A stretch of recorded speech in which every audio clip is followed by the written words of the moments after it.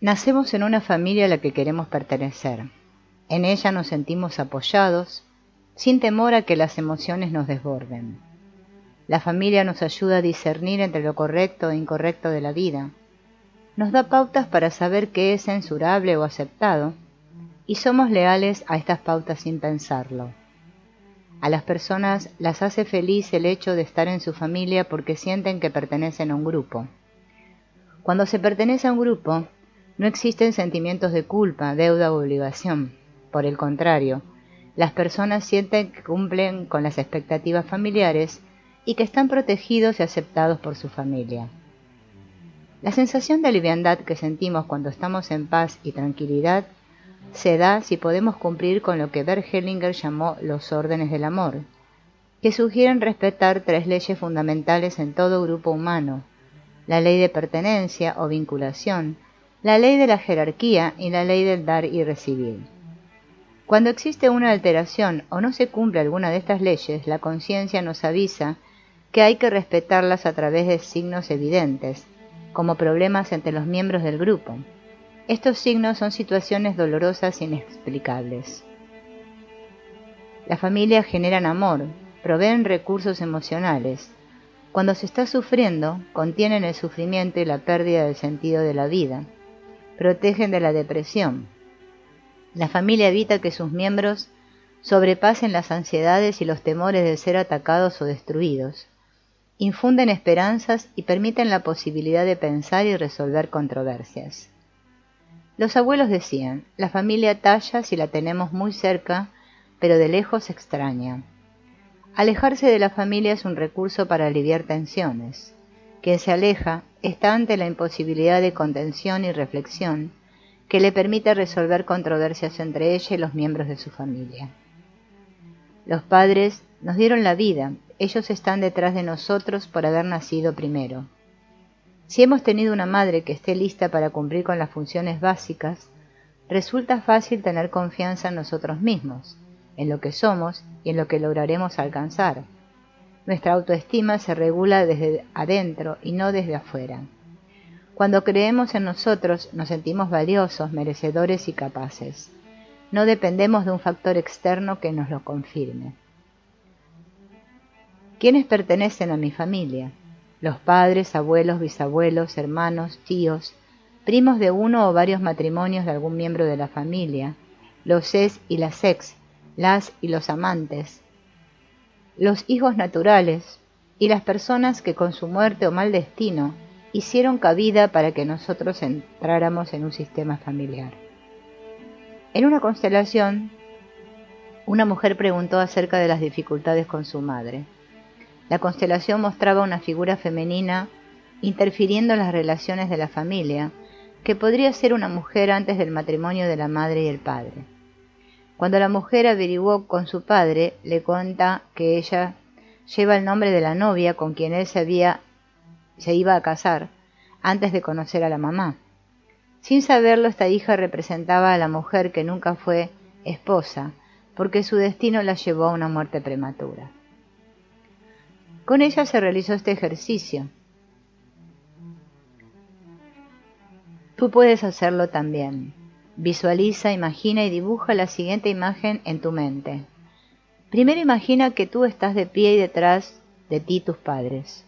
Míralos y siente la compañía que pueden ofrecer esta imagen. Detrás de tus padres están tus abuelos, maternos y paternos. Recuerda algo de ellos, quizás una foto ayude si no los pudiste conocer, o recuerda alguna historia de ellos. Ahora coloca detrás de tus abuelos a tus bisabuelos y detrás de cada uno de ellos tus tatarabuelos. Imagina una larga fila de antepasados. Visualiza que te envían energía, luz y tibieza, y siente la fuerza de la vida. Independientemente de cómo han sido tus padres y antepasados, tú hoy vives gracias a esa fuerza. Si quieres tener esa fuerza, solo reconoce y honra a esos padres tal y como son. Este es un movimiento del espíritu que te volverá libre. Las repeticiones de historias familiares. Cuando observamos las situaciones repetitivas en las familias, podemos darnos cuenta de coincidencias que espantan. Lo que muestran las constelaciones familiares es que cuando ocurre algo en una generación y se silencia, o se convierte en un secreto al ser un hecho vergonzante, o para evitar el sufrimiento que puede ocasionar al recordarlo, los miembros del sistema familiar quedan implicados. Los actores del hecho oculto quedan sin ser reconocidos ni honrados, quedan en injusticia. La conciencia inconsciente de cada familia no permite que alguien sea excluido y que alguien sufra una injusticia. Una persona excluida es una persona asesinada, despojada de sus bienes, maltratada, abandonada, denigrada, no valorada, burlada o violentada de alguna forma. El amor ciego lleva a que esa persona excluida sea representada a través de otros miembros de la familia que toman para sí el mismo destino. La representación por parte de otro miembro es la manera de salir a la luz del personaje olvidado. La desgracia que se repite o perpetúa habla de algo pendiente con respecto a un miembro de la familia tratado injustamente. Estas situaciones repetitivas cesan cuando la persona olvidada o no respetada se honra y se le integra de nuevo a la familia, de manera que la injusticia sufrida salga a la luz y vuelva a ser un miembro más. No se puede salir de un círculo vicioso solo con la conciencia. Lo que nos ata a ellos son hechos profundamente inconscientes y en ocasiones de 3 o 4 generaciones anteriores. Para salir del círculo vicioso, hay que hacerlo trayendo a la conciencia esto y desde el amor, no desde quien sufre, padece, reclama o reprocha. A este nivel están los movimientos del alma, más bien tiene que hacerse desde el espíritu, es decir, desde la aceptación de algo más grande que nosotros, que nos abarque y nos coloca iguales con los miembros de todo nuestro sistema, bajo los mismos derechos y bendiciones. Ahora escucharemos un testimonio para poder explicar la diferencia entre alma y espíritu. En un entrenamiento con Hellinger, él le pidió a una mujer que representara a otra mujer a quien se le había muerto un hijo y de la cual también su otra hija estaba enferma gravemente. En el momento en que la mujer se coloca en el lugar de la madre, sintió una impotencia que la derrumbó y solo quería soltar la tensión que sentía en su cuerpo, pero no podía ni siquiera llorar. Se inclinó hacia el cuerpo de quien representaba a la hija y luego de estar allí unos instantes, sintió que la sangre le hervía. Su cuerpo se revelaba a este hecho y sufría. La mujer sacó fuerzas y le tapó los ojos a la hija enferma para que no mirara a ese hijo ya muerto. Sintió que ese hijo muerto se la llevaría y que ella quería irse tras de él. Entonces Hellinger le dijo a la mujer: el primer movimiento es el movimiento del espíritu, el segundo movimiento es el movimiento del alma. Con esa vivencia se puede entender la diferencia entre alma y espíritu. El ejemplo anterior sirve también para mostrar cómo algunas veces los padres o abuelos evitan contar lo que sucedió precisamente por lealtad al pacto familiar. No se habla de un hecho para no sufrir. Existen unas fuerzas más amplias que nos permiten saber o sentir qué pasó sin haber oído una historia de los antepasados o generaciones que no la conocieron. Esas fuerzas son las del espíritu, y Hellinger las llama el gran alma. El gran alma es una pertenencia que nos abarca y a la que todos tenemos derecho. Esta pertenencia no discrimina a nadie ni por color, ni por dinero, ni por poder. ¿Y cómo actúa el gran alma? En su libro Jamás moriremos, Deepak Chopra dice cómo se revela el alma. Te sientes centrado, tu mente está clara, tienes la sensación de que el tiempo se ha detenido, te sientes repentinamente liberado de los límites, sientes que te has fusionado con otra persona, ya sea por amor o en comunión silenciosa, te sientes inmune al envejecimiento y al cambio, te sientes dichoso o en éxtasis. Tienes una intuición instantánea que resulta ser cierta. De alguna manera sabes lo que va a ocurrir. Sientes la verdad. Te sientes muy amado, completamente seguro. Ella hace que lo que antes estaba separado se una, que se equilibren los desequilibrios, que todos estemos al mismo nivel. Escuchemos 3 casos. El hijo o hija peleado por los padres en una separación o inclusive dentro del mismo hogar. Una hija vive la separación de los padres a la edad de 14 años y debido a que la madre no soportó más maltrato, se va de la casa y la deja con el padre. Ella se siente en la mitad de ambos, pero le guarda lealtad a los dos. Sin embargo, siempre está recibiendo las molestias de ambos padres y la queja mutua de ellos. Al no tener más hermanos y depender del dinero del padre, resuelve continuar en ese lugar hasta que entra en una grave anorexia. Debido a esto, llegan a consultar los padres. La solución se encontró al decidir que los padres arreglaran a su manera los conflictos. La hija se concentró en sus estudios y en la terapia de reconstrucción interna. Sus frases sanadoras fueron: yo amo a mi mamá y también a ti, pero esto que les pasa no es mi asunto, es de ustedes. Y yo amo a mi papá y también a ti. La pelea es entre ustedes, yo me voy a vivir mi vida. Una hija contó que no soportaba a su madre y la hija se había convertido en rival de la madre, lo cual le impedía ser hija de ella. La madre veía en su hija una rival, así que la relación que tenían era como de 2 amantes que se peleaban por un hombre, que era el padre. La historia se fue completando poco a poco hasta que se supo que el padre estaba en pareja con una nueva mujer. A la hija le caía bien y por eso se sentía más leal al padre que a la madre. Se realizó una sesión con la hija, visualizando al padre, a la nueva mujer y a la madre. A la hija se le pidió que dijera: yo solo soy de mi madre y de mi padre, y aquello que hubo entre ustedes los adultos no es asunto mío. Luego se le pidió que le dijera al padre: tú eres mi padre y yo soy tu hija. Después a la madre: con la otra mujer no tengo nada que ver, yo soy tu hija. Tómame como tu hija, yo te tomo como mi madre. Después de este trabajo, algo profundo cambió en esa hija. Otro caso. El hijo de una pareja tiene 35 años. Esta pareja termina cuando el padre se suicida. Cuando esto ocurre, el hijo es un niño aún y la madre decide no contarle ni a él ni a los hermanos. Es un secreto familiar y la historia es que el padre murió de un infarto. La esposa con la que se casa este hijo se entera del secreto y no puede hacer nada. Se siente desleal a su marido, cargando el secreto y a menudo la culpa la embarga. También se presenta crisis en la pareja porque la esposa siente rabia ante el manejo que hace el esposo con el dinero. Cada vez él economiza más, ahorra hasta el último centavo y no permite ni tener vacaciones por ser un gasto innecesario.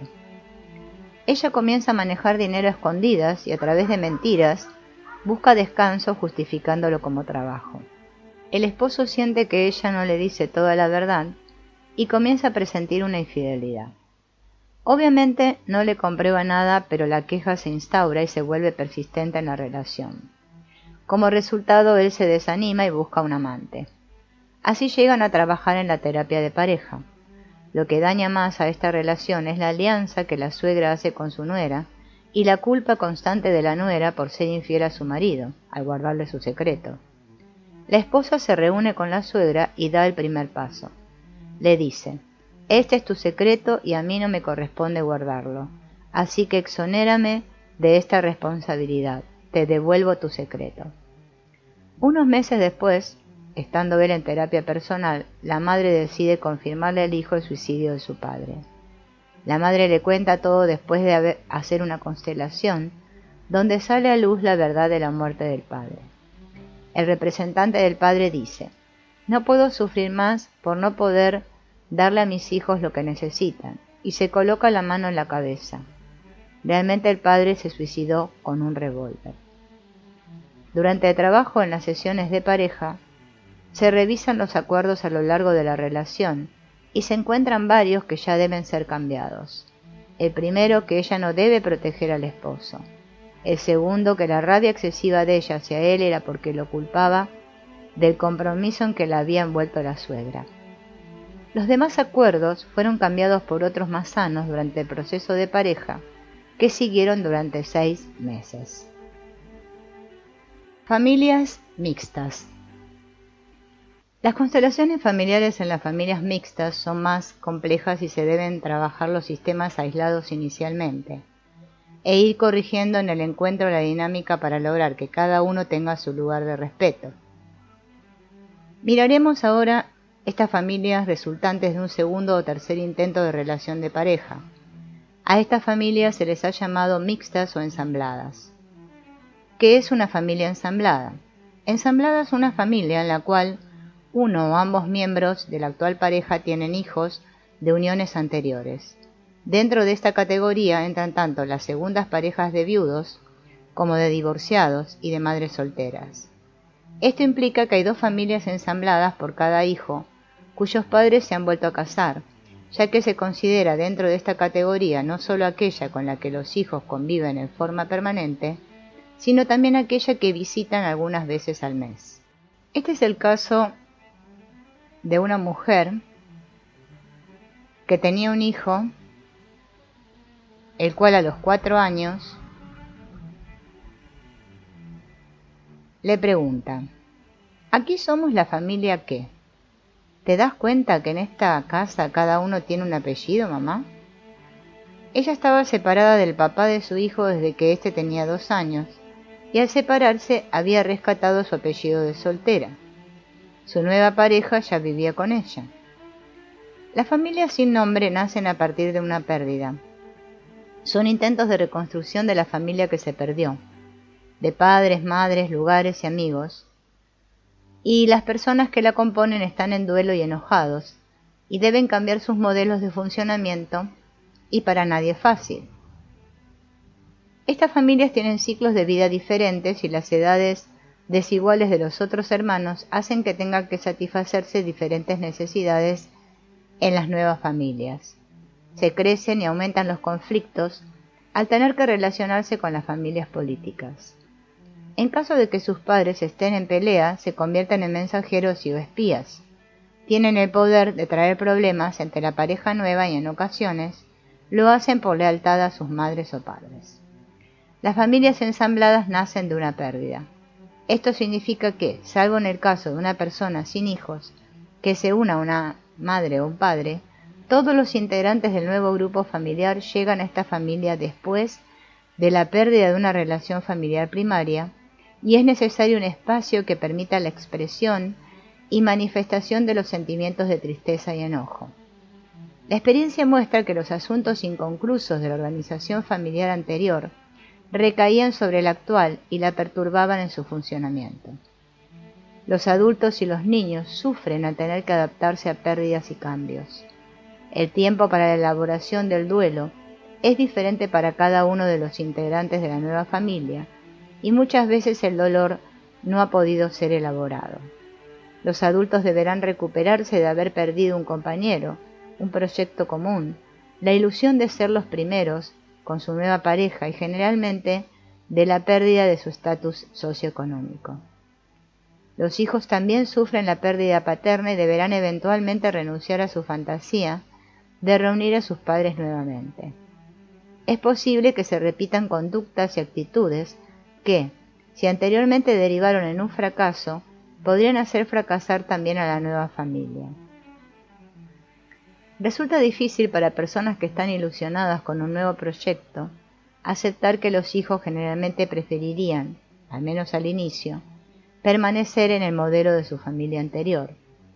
Los niños tienden más a actuar que a explicar cómo se sienten y necesitan saber que van a recibir atención de sus padres a pesar de que tengan una nueva pareja. Los ciclos vitales individuales de pareja y familiares son diferentes. Por ejemplo, una pareja comienza su relación mientras el hijo de uno de ellos es adolescente, o una persona sin hijos se encuentra repentinamente a cargo de un púber. Esta incongruencia significa para estas familias tener que conciliar necesidades muy diferentes, situación que exige alta tolerancia y flexibilidad. Muchas veces se les pide a las nuevas parejas que asuman un rol de madre o padre, olvidándose que ese lugar está ocupado por los padres biológicos. Los niños, al ver que se intenta excluir al otro padre, se resisten por lealtad. Si son adolescentes, están en una etapa en donde la presión del grupo de pares y la necesidad de sacar ventajas de la situación predominan por encima de las necesidades de alguno de los progenitores. Es común que los comportamientos egoístas de los adolescentes se vivan como un saboteo a la nueva organización familiar. Las relaciones padre-hijo preceden a las de la pareja y los vínculos con los hijos son más intensos, al menos al inicio. Esto genera frecuentemente conflictos entre los miembros de la pareja. El adulto que se une a una persona con hijos no suele sentir que la relación que su pareja tenga con él sea la principal para esa persona, sobre todo para aquel que se muda a la casa del otro. Los sentimientos de exclusión y soledad son casi inevitables. En general, las personas que han tenido hijos de uniones anteriores se unen a otras después de un tiempo de vivir en un hogar monoparental con sus hijos, generando relaciones estrechas que dificultan el ingreso de otras personas. La nueva pareja no comparte con el resto de los miembros de la familia muchas tradiciones, ni los recuerdos de una historia en común, y debe esperar el transcurrir del tiempo y vivencias compartidas para poder generarlas y sentirse miembro de pleno derecho. El vínculo padre-hijo está antes del de la nueva pareja. Consolidar el vínculo de pareja para un segundo enlace es más difícil y tiene menos oportunidad de lograrse. La cotidianeidad requiere un gran esfuerzo para lograr que el nuevo hogar funcione. Es por esto que se dejan de lado las necesidades de descanso, diversión y privacidad de la pareja.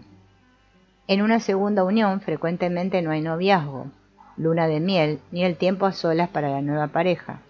Hay a menudo muchas complicaciones para combinar los horarios de los tuyos, los míos y los nuestros. Se requiere entonces de una planificación activa para que los adultos dispongan de tiempo para ellos. Es difícil que un padre o madre biológico le permita a la nueva pareja colaborar en la crianza de los hijos propios. Siempre existen varias maneras de hacer las cosas y creemos que la nuestra es la correcta. Es común que en casos donde la nueva pareja se conformó antes de la separación, no se dé mucha colaboración a la hora de hacer un cambio por parte de los hijos como forma de ser leales a la madre o padre que no está presente.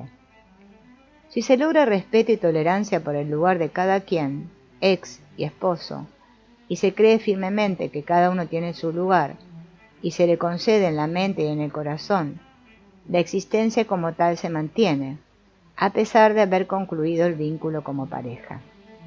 La nueva familia puede convivir con la presencia real o virtual de un ex marido o una ex mujer. Una nueva pareja de la madre o del padre que no sea aceptado por el padre biológico puede generar en el niño conflictos de lealtades. Aquellos chicos a los que se les pide que elijan o estás conmigo o estás contra mí, y a los cuales los padres o padrastros no les aceptan querer a los otros adultos en su vida, son puestos en un callejón sin salida. Cuando hay divorcio, hay que conciliar las necesidades de la pareja actual con las de ser padre y ser expareja, lo cual muchas veces implica contactos y negociaciones para compatibilizar dos hogares con escalas de valores y hábitos de vida diferentes, limitando la libertad de decisión de la nueva pareja sobre los hijos a cargo. Es bastante frecuente que cuando un divorciado contrae nuevas nupcias, su ex cónyuge trate de sabotear la nueva relación, quitando la colaboración con los hijos o con el dinero. Esta situación es dañina para todos los involucrados y sobre todo para los hijos cuando se los lleva a tomar partido. Las nuevas parejas formadas a partir del divorcio decidirán conjuntamente las reglas para ese hogar, lo que está permitido y lo que no en esa casa. Y esto tendrá seguramente diferencias con el otro hogar del niño. Es importante que todos los implicados entiendan que las reglas de cada uno de los dos hogares que el niño tenga no son ni mejores ni peores que las del otro hogar, salvo en aquellos casos en que los fundamentos de la crianza sean opuestos. La mayor parte de los niños puede entender perfectamente que lo que en casa de papá pueden hacer, no lo pueden hacer en la casa de mamá y viceversa. Lo problemático es pedirles que elijan una u otra como mejor. La tarea de los SEX es básicamente facilitar que los niños puedan referir al padre y al nuevo esposo los atributos que tienen, y no los que se idealizan o rechazan. La misma regla se aplica con los adultos a exparejas, hijos de uno u otro o historias previas. No es fácil, pero sería más sano que se pudiesen involucrar, obviamente en diferentes espacios y situaciones, todos los adultos y los niños de las nuevas familias. Las luchas de poder entre sus dos hogares no logran incrementar el amor hacia uno de sus padres y su pareja o la disminución del amor por el otro, sino que llevan a disminuir su confianza y autoestima. No es necesaria una relación amistosa, sino simplemente neutral, para reducir el estrés que significa para los hijos el conflicto de lealtades. Si bien es frecuente la actitud competitiva entre ambos padres o entre padres y nuevas parejas, no conduce a la construcción de una nueva familia, sino al opuesto.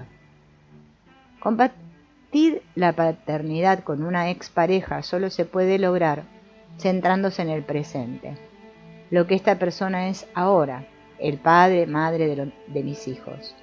No es lo que fue, mi pareja.